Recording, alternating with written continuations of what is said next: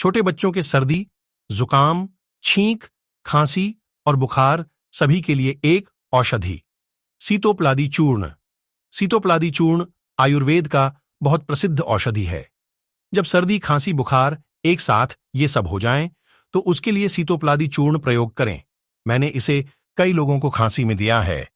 सीतोपलादी चूर्ण से संबंधित मेरा एक अन्य अनुभव।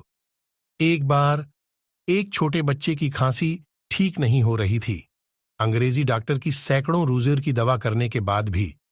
तो मैंने उसे सीतोपलादी चूर्ण दी, उससे उसकी खांसी ठीक हो गई। औषधि सीतोपलादी चूर्ण 1 चुटकी 1 से 4 चम्मच शहद में मिलाकर प्रातः और सायंकाल खाली पेट चटाएं। इससे छोटे बच्चों के सर्दी, जुकाम, छींक, खांसी और बुखार ठीक हो जाएगी। बड़े लोगों के लिए 1 से 2 चम्मच चूर्ण का प्रयोग करें। ये मधु या घी के साथ लिया जाता है 2 या 4 ग्राम। वैसे ये किसी भी मेडिकल स्टोर पे उपलब्ध है।